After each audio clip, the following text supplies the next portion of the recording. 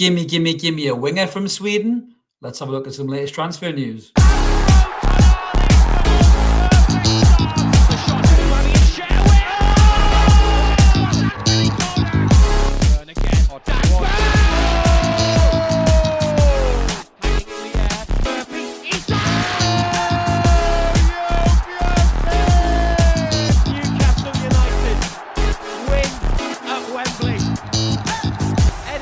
Heroes celebrate. They have done it. Hi everyone, welcome back to Evermore YouTube channel. It's Chris back with the Rumour Has It video talking about players linked to the football club this transfer window. And this transfer window is slow to say the least. It's only this little strange mini window that was created for the World Club Cup competitions. That's a mouthful, trends after a couple of pints.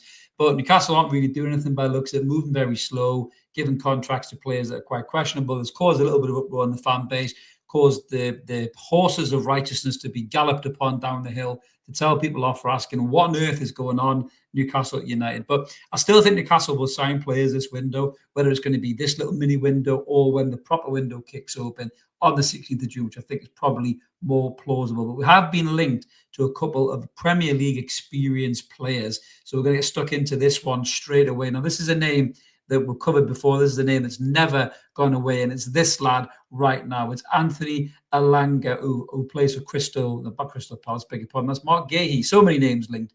Anthony Elanga plays for Nottingham Forest. Sorry, Forest fans. Plays for Nottingham Forest. And he's a lightning quick, rapid winger. 23 years old, 22 caps for Sweden and 4 goals. International teammate of Alexander Isak and Emil Kraft as well. Can't forget Krafu. But Elanga's had a really good time at Nottingham Forest. He's really kicked on as a player. They had an unbelievable season last season, and he was a big part of it. 38 appearances, 6 goals, 11 assists. The kid is rapid. He can play right wing, left wing.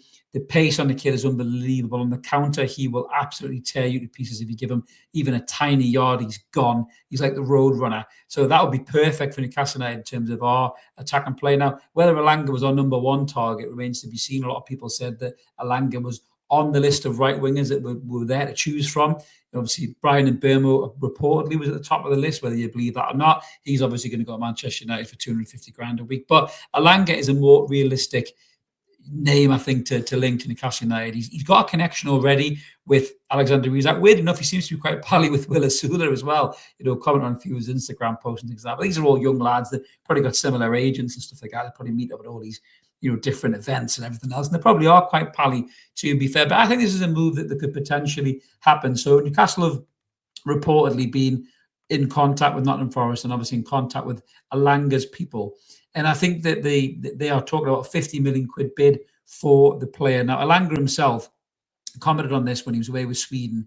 And obviously he was asked about the links to Newcastle United, and he answered it quite well. He said there's a lot of talk, obviously, about the move to Newcastle. I focus on what I can do, and a focus today was on the match. In football, there are always rumours. The most important thing is that the focus on what I can control. I guess there'll always be scouts wherever I play. As long as I stay focused and do my best in the match, I can keep my focus. And what I can control is very focused. I like that. That's what I can do on and off the field. I focus, once again, on the next day in action. That's what I can do. So he's very focused. If you didn't get that, is Anthony Elanga. But this move, I think, for many reasons, will be very, very good for Newcastle United because he's the right age, 23 years old. He's at that kind of perfect development stage. He's already developed, from the player that was previously at Manchester United as a youngster and obviously then moved away to Nottingham Forest. And he's really kicked on as a player. In terms of his strength is definitely his pace.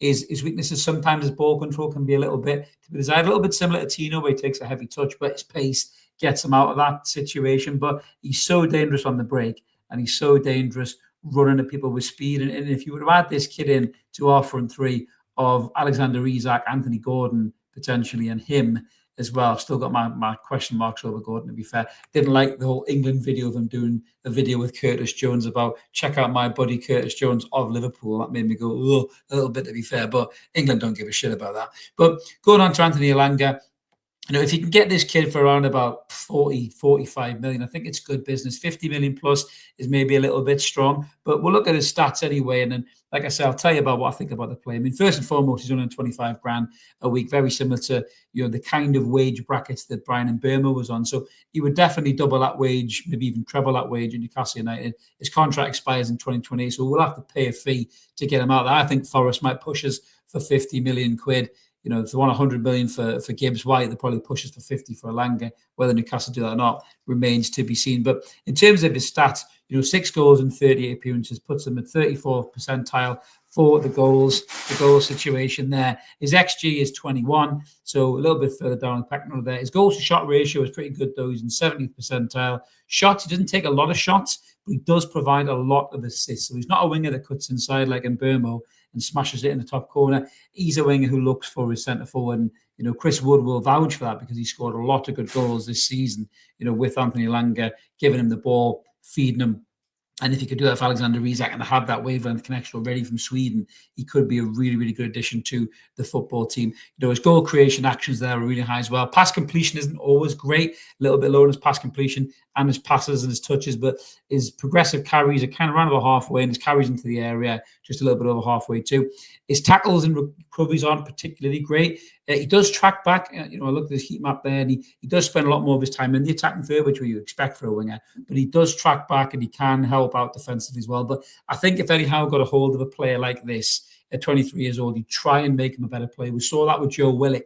And I have been critical in the past of, you know, Joe Willock getting that instinctive run and finish coached out of his game a little bit, and I still stand by that. I'll double down on that. I won't lay down on that. So I think Eddie Howe's coached that out of him, you know, but I still think he's made him a better all-round player. But Anthony Elanga, I think defensively could definitely be improved with coaching of Eddie Howe on the grass day to day, you know, week to week, like Jacob Murphy's done there. You know, he's obviously much better in his attacking third, and his defensive capabilities are much sharper as well. But if you look at the radar grid, it's a bit harsh to do it because Jacob Murphy's had the season of his life, you know, and his stats this season are probably disproportionate to what his normal stats would be. Don't shout at me in the comments, all the Murphy lovers, but they probably are. Murphy's never going to have a season as good as what he had last season, I would say. I said the same thing about Miguel Martin. I was proved to be right there. I just wish I could predict the lottery numbers as well as that, because then I possibly would be doing this from a really plush studio or on my yacht somewhere. But looking at the positions Anthony Elanga has played, one of the good things about the kid is his versatility. So right wing is where he plays in general, 63 appearances throughout his whole career, 7 goals, 15 assists. Left wing, he's had 55 appearances, 18 goals and 11 assists. So he can move over to the left. So God forbid if anything did happen with Anthony Gordon and he did move on, we'd have an instant cover there straight away. He can play centre forward too. He's played up there 39 times in his career, 12 goals and 9 assists. Can play right-sided midfield, can play attacking midfield as well, even filling at full-back, which you don't really want him to do, or a secondary striker. But, you know, I think this kid is a good player, and I think Eddie Howe could make him an even better player than he is. The kid seems to be interested potentially in the move, maybe playing with Isak at a club level, coming to a club at Newcastle United, this project that's on the rise, Champions League football. You know, Forest had an unbelievable season last season, and they're a massive football club, European Cup winners, great heritage, great legacy at Nottingham Forest. But Nottingham Forest are in that kind of echelon of club.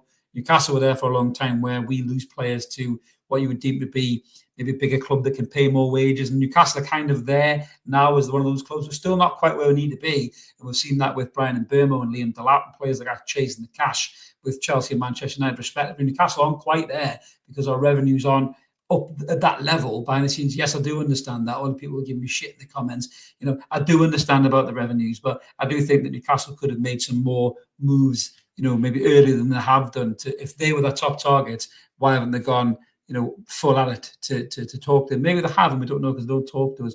And I said this when I was on the Toon Review the other day. There's no conversation anymore because there is no conduit between board and fan base. There's nobody there, even though there's a fan advisory board and everything else. And the club look like they've tried to create this extra communication chamber to fans. There's nothing there. You know, massive credit to the likes of the Trust when the ticket prices thing came up, and they were straight on that, and that got a response from the club. But the club seemed to be silent until the Trust poke them. The Trust aren't going to poke them on transfers. That's not their job. I wouldn't expect them to do it. But it'll be interesting to see when Newcastle go with this player and the other player we're going to cover as well in the video. But let us know in the comments below what you think about Anthony Elanga. Would you rather be shopped abroad? I saw Bournemouth linked to Bakayoko from PSV, 20 million quid. You know, he's another great talent as well. You know, I think that kid could be a great signing. If he's 30 million quid cheaper than Elanga, you can maybe spend that on a centre forward. You could spend that on another defender. You could spend that on a midfielder. You know, you could maybe use that money to boost Alexander Isak's contract, or Tino's to keep Man City away, because they're not going away by the sound of it. So, it's interesting that we only want to shop in the Premier League. I get we want Premier League proven players, but we've seen before, when some foreign players come to the Premier League, they take to it like a duck to water, and maybe Bakayoko could be that. So there's a lot of right wingers being linked, that's for sure. But the noises with Elanga have never gone away, and they seem to be getting a little bit louder. So we'll watch that one develop in the next few days. But thanks for watching, guys. Remember to like and subscribe. Drop us a comment. Let us know what you think about Anthony Elanga. Would you take him, or would you want somebody maybe a little bit better? And Kubo apparently is available as well for around about 30 million quid. He's a great player, and there's also extra revenue bonus for that player as well. I know he's kind of a short, diminutive type player, but there's nothing wrong with that. Some of the best wingers we've ever seen. They've got a low center of gravity and can skin players. So, maybe it isn't Elanga, maybe Kubo's on the cards. I don't know. But let us know if you wouldn't sign Elanga, who would you want to go and sign realistically with Newcastle United's transfer pot this summer? But thanks for watching, guys. Like and subscribe. Get us up to 10,500, then on to 11. We'll be back with some more transfer videos soon. Have a belter. See you later. Cheers.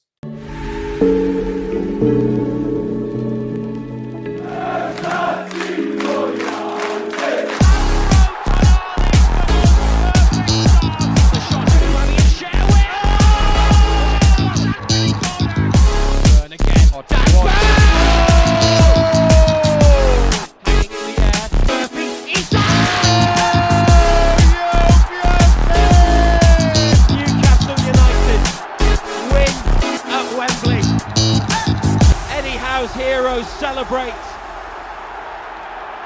They have done it.